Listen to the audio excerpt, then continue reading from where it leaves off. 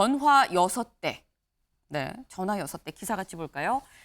이재명 17일 검찰 출석, 최악의 카르텔 맹비난을 했다라는 겁니다. 어제 저희가 전해드렸었습니다. 이재명 이 민주당 대표 지금 이 백현동 의혹 관련해서 17일에 검찰에 출석 통보를 받았다. 근데 어제 저희가 전해드렸을 땐 검찰 이 대표 쪽에서 가타부타 얘기를 안 했다라고 얘기를 했었는데 일단 이재명 대표 어제 최악의 카르텔이다라고 맹비난을 했습니다. 이재명 대표가 가장 먼저 입장을 낸 게 자신의 SNS인데요. SNS 같이 좀 볼까요? 네, 파란 배경에 흰색 글씨로 딱 4글자 국가폭력이라고 썼습니다. 네, 지금 최악의 폭력은 국가폭력입니다. 최악의 카르텔은 검사 카르텔입니다라는 본인의 이 국가폭력이라는 이 글에 댓글도 본인이 또 직접 달았습니다. 최악의 카르텔이다. 지금 이 국가폭력이다라는 얘기를 이재명 대표 했는데요. 이재명 대표 기자들이 SNS에 글을 올렸어도 또 물어봤습니다. 어떻게 보십니까? 물었는데 이재명 대표 이렇게 얘기를 했거든요. 들어보고 오시죠. 정권의 무능을 감추기 위한 정치 수사라고 생각합니다. 없는 죄를 만들어 뒤집어 씌우는 것이 가장 큰 국가 폭력입니다. 그럼에도 불구하고 당당하게 수사에 임하겠습니다. 거짓은 진실을 가릴 수가 없습니다. 역사와 국민이 엄중하게 심판할 것입니다. 네, 지금 없는 죄를 만들어 씌운다. 그럼에도 당당히 응하겠다라고 이재명 대표 지금 얘기를 했습니다. 장혜찬 최고님. 없는 죄를 만들어서 씌운다라고 이재명 대표는 지금 생각을 하는 것 같은데요. 근데 그렇게 말씀하시기에는 백현동 관련 수사와 재판에서 로비스트로 알려진 김인섭 씨, 그리고 백현동 개발로 3천억 대의 이익을 본 개발업자 정모 씨가 모두 네. 이재명 대표에게 불리한 진술을 하고 있습니다.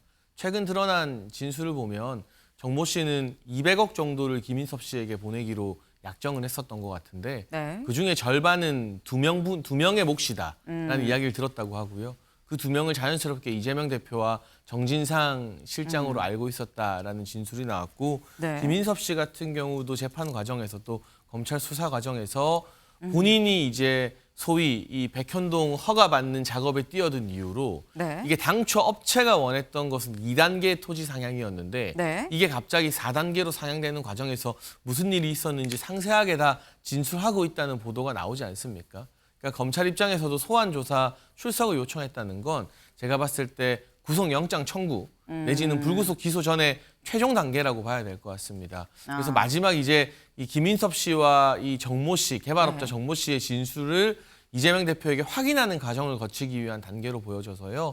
이게 뭐 혐의가 없다, 뭐 정권의 위기라서 뭐 이 수사를 하는 것이다라기보다는 네, 그냥 워낙 이 지난 대선 경선 과정에서부터 불거졌던 수많은 혐의들을 이제 하나하나 조각을 맞춰가는 단계다라고 보는 게 맞는 것 같고요. 이게 또 끝은 아닙니다. 백현동 관련해서 이번에 17일에 검찰 출석해서 조사받게 되지만 네. 지금 지연되고 있는 쌍방울 대북 송금 재판에서 이화영 전 부지사가 이 대북 송금 관련된 보고를 이재명 대표에게 했다는 진술을 재판장에서까지 확정하게 된다면 이미 검찰 조사에서는 그 진술을 했거든요. 네. 그걸 확정하게 된다면 그 이후에는 또 쌍방울과 관련된 소환 조사가 이재명 대표를 기다리고 있고요. 네. 제가 봤을 때는 쌍방울과 백현동을 병합하진 않을 것 같아요. 각각 개별해서 영장 청구나 기소를 하게 될 것 같은데 네. 그러면 넘어야 될 산이 아직도 많이 남아있다라는 말씀을 좀 드려야겠습니다. 지금 말씀 중에 지금 백현동 건도 있고 대북 송금 건도 있는데 백현동 따로 대북 송금 따로 영장을 따로 칠 것이다라는 얘기까지 해주셨는데 조상호 변호사님. 예.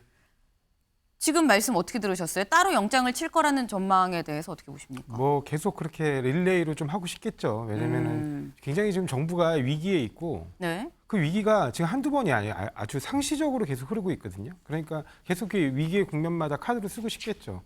저도 그렇게 생각을 합니다. 근데 백현동은 제발 좀 넣어줬으면 좋겠어요. 왜냐면 지금 뭐 이번에 그 이번 정부에 유병호 네. 사무총장이 있는 감사원에서 네. 한 번 더 감사를 했어요. 그 이전에 문재인 정부 때도 한 번 감사를 했습니다. 백현동 왜냐면- 관련해서. 그럼요. 왜냐하면 이재명 대표는 그 네. 문재인 정부 때도 엄청나게 많은 감사와 조사와 수사에 시달린 사람이에요. 그럼에도 불구하고 그때 나왔던 모든 자료들이 너무 많이 공개돼서 이른바 무죄의 증거가 차고 넘칩니다. 뭐 2단계, 4단계 뭐 이런 얘기뿐만이 아니라 네. 그런 걸로 다 이익을 본 거는 결국에 어디죠? 당시 기재부입니다. 박근혜 정부 기재부였고요. 그 다음에 뭐 민간 그러니까 저기 이 임대주택을 그냥 민간 분양주택으로 바꾸는 과정에서 네. 그때 당시 한국식품연구원 국장이 개입해가지고 네. 결국 그 사람이 파면이 됐거든요. 그러니까 그런 증거들이 너무 많아서 이 부분 관련해가지고 영장이 들어오면 오히려 너무나 분명하게 영장이 기각될 것이라고 보고요. 그다음에 그러기 때문에 오히려 막 이게 쌍방울 건과 합치는 거 아니냐는 네. 기자들의 판단이 있었던 것 같아요. 왜냐하면 네. 백현동 건만 가지고 넣기에는 좀 약한 거 아니냐. 그런데 어쨌든 뭐 분리해서 들어오든 뭐하든 다 좋은데 네. 아마 이 정부는 5년 내내 이재명 대표만 털다가 아무것도 건져가지 못할 겁니다. 아니 근데 지금 얘기 중에 사실 이재명 대표가 당당하게 내가 나가서 조사 받겠다라고 했거든요. 네. 근데 이 부분은 앞서서 3번에 있었던 소환 조사랑 좀 다른 부분입니다. 그때는 일시, 시간 이런 부분에 있어서 이때는 내가 최고위가 있기 때문에 당 업무를 충분히 보고 가겠다. 뭐 이런 걸로 해가 좀 신경전이 있었는데 이번에는 그냥 바로 17일 가겠다라고 얘기를 한 것 같아요.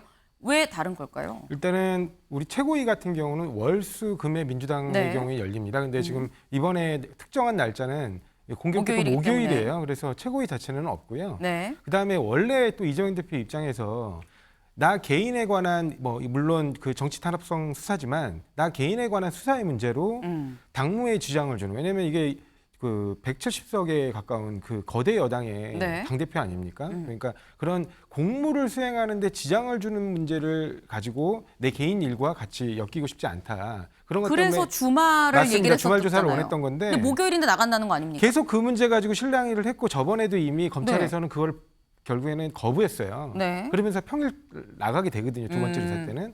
그래서 그런 문제 가지고 계속 실랑이를 하는 것보다는 어쨌든 검찰에서 마음대로 불러서 조사해 봐라. 결국에는 나오는 게 없을 것이다. 이 부분에 대한 자신감의 표현이라고 보시면 될 겁니다. 자신감의 표현이었다라는 건데 이재명 대표 본인이 SNS에도 썼고요. 그리고 직접 기자들이 얘기한 거에 얘기도 했습니다. 이거 최악의 카르텔이다라고도 얘기를 했는데 여기에 더해서 입장문도 냈습니다. 그리고 이 입장문 이재명 대표가 직접 보고 읽은 게 아니라요. 강선우 대변인이 대독을 했거든요. 그 모습 같이 보고 오시죠. 무능한 정권이 위기에 빠질 때마다 검찰이 이재명 죽이기에 나섰습니다. 대장동 수사로 무려 1년이 넘게 저의 모든 것을 탈탈 털었지만 아무것도 나온 것은 없었습니다. 그러자 다른 사건으로 또다시 저를 조사하겠다고 합니다. 그럼에도 불구하고 저는 당당히 소환 조사에 응할 것입니다. 사실 내용적인 측면에서는 앞서 저희가 봤던 뭐 SNS의 입장이나 직접 기자들의 어떤 질문에 대한 답이랑 크게 다르지 않은데 근데 최재형 교수님 네. 왜 대독을 한 걸까요? 이재명 대표가 그냥 말을 그전에는 따로 입장문을 내거나 하진 않았었거든요. 근데 굳이 입장문을 내고 대변인을 통해서 대독을 했습니다. 왜일까요? 글쎄요, 뭐 정확한 성명은 알 수는 없습니다만 지금 뭐 그러니까 이 당 대변인이 지금 자기 입장을 이야기했잖아요. 네. 그렇기 때문에 자신에 대한 수사가 제1야당 공당의 대표에 대한 부당한 탄압이라는 이미지를 아마 좀 보이고 싶은 당 대변인의 입을 통해서 나오게 한 건. 뭐 그런 측면도 있지 않을까라는 생각인데 그건 뭐 단순한 제 추측인 것이고 네. 어쨌든 이재명 대표가 하고 싶은 이야기는 분명하잖아요. 국가 폭력이다. 그 네. 이유가 첫 번째는 지금 정권의 위기를 모면하기 위한 정치적 수사다. 그리고 또 하나는 이 제도 없는데 만들어서 지금 하고 있기 때문에 국가 폭력이라는 것인데 뭐 이 지금 문제는 그러니까 지금 양측의 주장이 뭐 지금 검찰은 상당히 제가 있다고 지금 보고 있는 것 같고 네. 이재명 대표는 뭐 사실 뭐 지금 대장동 1년 동안 탈탈 털었지만 아무것도 나오지 않았다고 하지만 일단 기소돼서 지금 재판을 곧 받을 예정이기 때문에 결국 문제는 법정에서 가릴 수밖에 없는 것 같아요. 그래서 이번 17일 날 검찰이 소화된다 하더라도 네. 이재명 대표가 과연 진술을 할 것이냐, 제가 봤을 때는 거의 진술을 거부할 겁니다. 아마 묵비권을 행사할 것 같고요. 그렇기 때문에 결국 이 지금 이재명 대표의 생각은 검찰의 수사는 답정너 수사다. 결국 어떤 식으로든 검찰을 끌어내어서 자신에 대한 상당히 좀 뭐랄까 이미지를 훼손시키고 난 뒤에 결국 기소를 할 것이다.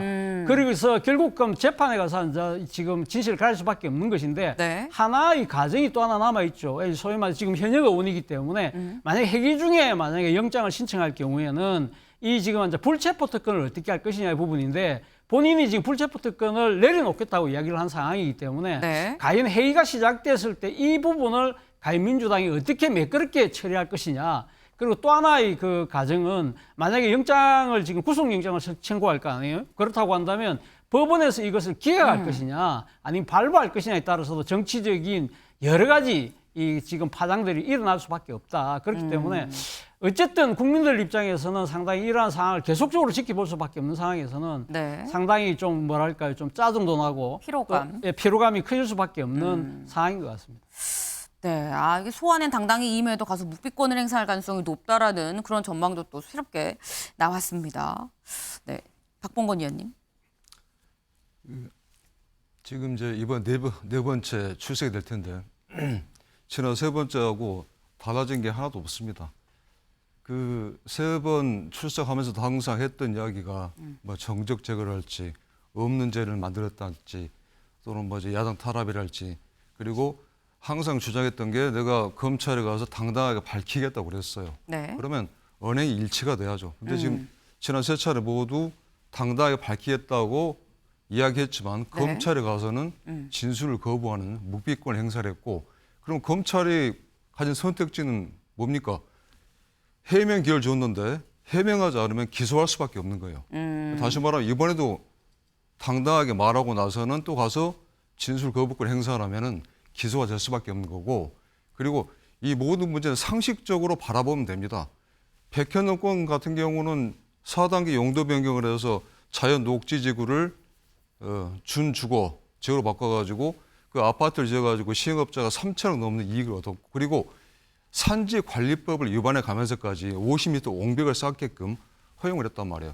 이 모든 특혜 그리고 이 비정상적인 과정이 최종 결정권자 허가권자인 당시에 성남시장이었던 이재명 대표가 했던 일이고 아까 모두 나왔습니다만은 그 이재명 측근으로 알려진 분이 이 가운데 매개 역할을 하면서 이런 특혜가 이루어졌다는 진술도 나왔었고 아까 200억 이야기 나왔지만은 네. 돈도 분배되는 구조가 진술이 나왔고 이런 모든 상황이 밝혀지는 이런 범죄 혐의가 나오는 상황에서 그러면 검찰에서 이걸 수사를 안 하면 그 직무유기가 되는 거죠. 네. 다시 말하면 그래서 검찰이 지금 당연히 할 일을 하고 있는 거는 이건 국가 폭력이 아니고 정의 구현이라고 국민들이 바라볼 수밖에 없는 거고 그 이 대표가 정말 억울하고 하다면은 가서 진술하고서 검찰의 논리를 반박하면 됩니다. 제가 항상 주장하는 내용이지만은 본인은 거대 야당의 대표잖아요. 근데 검찰이 아무런 정황 증거나 물증 없이 거대 야당 대표를 데려와서 없는 죄 뒤집어 씌운다는 게 그건 비상식적이죠. 국민들 그런 부분에 대해서 이 좀 상식적인 대응을 하기를 바라는 거고 그러면은 이재명 대표 본인이 나가서 해명하면 됩니다. 나중에 기소되면 또 법원 가서 해명하면 되겠지만은 네. 그런 부분 좀 국민을 짜증나게 하는 이러한 자꾸 정쟁으로 몰아가는 그런 부분은 좀 지양돼야 되지 않나 생각을 합니다. 나가서 해명하면 되는데 왜 자꾸 묵비권을 행사하는 거냐라는 지적이셨어요. 조상호 변호사님. 뭘 좀 잘못 알고 계시는 것 같아요. 이번엔 나가서 묵비권 행사 아니고 다 아니 말을. 그게 아니고 이재명 대표는 단 한 번도 묵비권을 행사한 적이 없습니다. 본인이 다 그 진술서를 직접 작성하거나 아니면 의견서를 통해서 다 진술서 냈고요. 의견서로 가름하겠다라고 그다음에 얘기했었죠. 그 진술서의 해당 내용 부분을 네. 언급하면서 다 답변을 했어요. 지금 내용을 잘 모르시는 거예요. 근데 그 그러니까- 답변이 그러지 않았나요? 답변이 그 진술서에 있습니다. 아니 진술서에 있습니다라고 의견서에 얘기하지 있습니다라고 않습니다. 얘기를 한 거 아니에요? 진술서에 있습니다라고 얘기하지 않고 네. 진술서에 기재된 해당 내용을 다시 읽어줍니다. 다시 읽었어요. 예, 그러니까 다 답변을 합니다. 지금 네. 뭐 진술 거부권을 오해하고 계신데 진술 거부권에 일체의 답변을 하지 않는 거예요. 네. 근데 정진상 실장의 경우에는 200여 페이지가 넘는 의견서를 냈고요. 네. 그다음에 지금 아마 저번에도 그 이재명 대표 같은 경우 30장이 넘는 진술서를 냈어요. 그리고 이번에도 아마 100여 쪽에 가까운 의견서를 내고 있는 걸로 알고 있어요. 네. 그러니까 모든 부분에서 검찰이 주장하거나 검찰의 의혹을 삼는 부분에 대해서 다 답변을 했어요. 그런데 다 답변을 했지만 아무런 물적 증거 없이 이번에도 간단해요. 뭐 200억 어쩌고저쩌고 막 얘기하잖아요. 그냥 돈을 얼마가 움직였는지만 밝히면 돼요. 이런 수사들은 되게 간단하거든요. 돈만 따라가면 돼요. 돈 한 푼 건네진 걸 증명하지는 못해요. 그런데 그러니까 자꾸 뭐 배임 나오고 네. 무슨 이 사람들이 평가를 잘못했는지 나오고 무슨 산지관리법 위반. 산지관리법 위반이 뭡니까? 정말 부끄럽습니다, 진짜 검찰이. 묵비권을 행사한 적이 없다, 다 답을 했다라는 건데요, 박 의원님. 그 묵비권, 진술 거부권 네. 행사한 게 맞고요. 그리고 의견서로 가름한 게 맞고, 그럼 지금 말씀하신 내용대로 그게 맞다 그러면 그동안 그럼 계속해서 언론에서 거짓, 허위 기사 썼다는 이야기인데 그는 언론을 모욕하는 이야기죠. 아니요, 제가 지금 직접 들어가서 알고 있는 건데 그렇게 말씀하시면 안 되고요. 법정에서도 네. 그 조서들이 다 제출됐어요. 네. 그러니까 그런 부분을 좀 잘 모르고 하시는 말씀이세요. 알겠습니다. 네. 지금 이제 진술을 이재명 대표가 가서 할 것이냐 안 할 것이냐 부분에 대한 약간 지금 논의가 계속 이루어지고 있는데 이 부분은 보면 알겠죠. 네. 17일 날 소환에 응하겠다라고 했기 때문에 17일 날 어떻게 하는지 좀 보면 알 것 같은데 다음 기사를 좀 보겠습니다. 검찰 이재명 백현동 의혹 관련 소환 직후엔 대북 송금도 조사. 아까 저희 얘기 중에 나왔습니다. 백현동 건이 끝이 아니고 아마도 대북 송금 건도 따로 있을 것이다 라고 얘기를 했는데 지금 사실 소환 조사 다음 순서는 구속영장이죠. 그래서 나온 얘기가 각각 따로 구속영장을 청구하지 않겠느냐라고 했는데 그럼 이 부분 차재현 교수님. 예. 소환 조사는 당당히 나가서 받겠다라고 했는데 영장실질 심사는 어떻게 전망하십니까? 영장실질 심사는 본인이 불체포 특권을 내려놓겠다고 했기 네. 때문에 아마 제 생각에는 나갈 수밖에 없는 상황이지 않을까 생각이 듭니다. 문제는 앞서도 제가 말씀드린 대로 지금 8월 16일부터 국회 회의가 시작되거든요. 네. 그럴 경우에 만약에 지금 그 구속영장이 법원에 청구되고 법원에서 만약에 국회로 네. 이 불체포 지금 이 특권을 어떻게 할 것이냐 이렇게 넘어올 경우에는 국회 본회의에서 표결할 수밖에 없어요. 그러면 그러니까 이재명 그래서 대표가 일각에서- 저에 대해서 찬성표를 던져주세요라고 얘기를 그렇죠. 한다는 걸까요? 문제는 그럴 경우에 과연 민주당이 어떤 식으로 하면 국회 표결에 임할 것이냐의 문제가 생길 수밖에 없는데요. 네. 그럴 경우에는 민주당 내에 당론을 정하지는 않겠죠. 그렇지만 어떤 식으로든 지금 그러니까 무기명 비밀 투표이기 때문에 상당히 아마 지금 의원들 성향에 따라서 좀 엇갈릴 수가 있잖아요. 그렇기 근데 때문에 그렇다고 한다면 이재명 대표는 나가고 싶지만 의원들이 반대표를 던져서 부결이 돼서 못 그럴 수도 나가겠다라고 할 있겠죠. 수도 그럴 있는 수도 거 있는 아닙니까? 상황이기 때문에 그래서 나오는 이야기가 지금 민주당 입장에서는 제가 지금 민주당 쪽 정확한 이야기를 들은 건 아니고 네. 보도해 보니까 이런 이야기가 나오더라고요. 그러니까 회기를 좀 조정을 해서 예를 들면 그러니까 지금 임시국회가 열리긴 하지만 그 중간에 일종의 비회기를 기간을 둬서 네. 그래서 그렇게 자연스럽게 그러니까 공백 기간을 이용해서 그러니까 이 국회 본회의에서는 합의하에. 표결을 하지 않고 네. 그래서 이 비회기 기간 중에 이재명 대표가 자진해서 출석해서 영장심사를 받는 형태를 아마 취하지 않을까라는 추측이 있어요. 과거 권성동 의원이 그런 경우였거든요. 권성동 김영진 의원이 그 말씀을 하셨거든요. 예, 그렇기 때문에 아마 그런 쪽으로 가지 않을까 생각이 드는데 문제는 이 지금 국회 회기를 지금 특정 한 명의 의원의 불체포 특권 때문에 그렇게 조정한다는 것도 조금 말이 안 되긴 안 돼요. 그렇기 때문에 아마 제 생각에는 민주당에서 상당히 이 부분과 관련해서 고민이 좀 깊지 않을까 생각이 들어요. 네. 지금 민주당이 관련해서 고민을 하고 있지 않을까라는 얘기를 하셨는데 고민이 그 고민 말고 이 고민도 있을 것 같습니다. 다음 기사를 좀 보겠습니다. 정자동 의혹, 백현동 아니고요. 이번엔 정자동입니다. 정자동 의혹, 윗선 겨눈 검, 이재명 전화 6대, 정진상 7대 썼다라는 겁니다. 지금 쌍방울 대북 송금 건이 있었고요. 요게 좀 이 재판이 지금 진행이 되고 있는 와중에 이제 백현동 소환 조사 통보가 갔습니다. 그리고 이제 정자동 의혹이 나왔습니다. 네. 지금 정자동 의혹이 뭐냐? 정자동 호텔 개발 특혜 의혹이다라고도 지금 얘기를 하죠. 호텔을 짓는 데 있어서 뭔가 좀 특혜를 준 거 아니냐라는 게 이 의혹의 좀 요지입니다. 네. 근데 관련해서 검찰이 당시 공용 휴대전화번호를 확보를 했다. 성남시 측 다수 회선 사용이 좀 이례적이다라고 얘기를 했습니다. 네. 근데 지금 뭐 2개 정도 쓰는 사람도 있긴 있습니다. 공용폰과 개인 사적인 폰. 정치인들은 뭐 2개를 쓰기도 쓰는데 조 변호사님. 예. 전화 6대는 때는 굉장히 좀 많긴 하거든요. 근데 저게 네. 저 기자가 이번에 검찰을 취재해서 검찰 말로 쓴 것인지 네. 그냥 옛날 기사 다시 베껴서 이른바 재탕 기사를 쓴 것인지는 좀 의문이에요. 왜냐하면 네. 저거는 2018년도에 이미 나왔던 얘기입니다. 근데 마치 무슨 새로운 얘기인 것처럼 지금 쓰신 것 같은데 2018년도에 이미 다 보도가 됐었는데. 네, 맞습니다. 그때 당시 2018년도에 네. 경기도지사 선거가 끝나고 난 직후에 경찰이 일려준 얘기예요. 근데 저는 지금 묻고 싶은 게 만약에 정말 은밀한 얘기를 하고 싶었다면 사용폰을 쓰지 공용폰을 씁니까? 공용폰 6대, 7대 이런 것들은 네. 공용상 필요에 의해서 교환되는 거예요. 이게 전용폰으로 쓰는 게 아닙니다. 그러니까 자기가 어떤 위치야 그런 그 자리 배정에 따라 움직이면서 번호가 바뀌는 것인데 네. 그 공용폰 회선수를 가지고 지금 말을 하시는 거는 아니 공용폰 회선수를 그렇게 늘려가지고 사용할 이유가 뭐가 있습니까? 어차피 다 기록이 남거든요. 그리고 공용폰은 그 이후에 후임자가 오게 되면 그 통화 내역을 다 확인할 수 있어요. 근데 무슨 거기에 은밀하고 비밀적인 얘기들을 그걸로 했을 거라는 식으로 저렇게 그런 부분들은 언급 안 하고 뭐 6대, 7대만 얘기하시는지는 잘 모르겠습니다. 네, 저게 장애찬- 무슨 이 건 뭐 이렇게 약간 의혹이나 비리와 관련이 있는지 좀 납득하기 어려운 주장이에요. 장혜찬 최고님.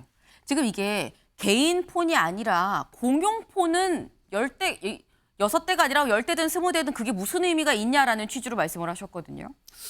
근데 뭐 전화기의 대수도 대수지만 네. 지금 보면 회선도 좀 이례적으로 많거든요. 이재명 대표가 3개의 회선을 가지고 있었다. 정진상 전 실장은 5개 회선을 사용했다라는 거. 회선이 보통 우리가 생각하는 아마 연결 번호를 뜻하는 것 같습니다. 네. 그렇다면 이례적이긴 하죠. 근데 이 보도 자체만을 가지고 뭔가 혐의가 특정됐다거나 입증됐다고 말할 수는 없어요. 네. 그런데 왜 이 성남시장과 성남시의 정책실장이 핸드폰 대수도 대수지만 이렇게 여러 개의 회선을 사용했어야 했느냐.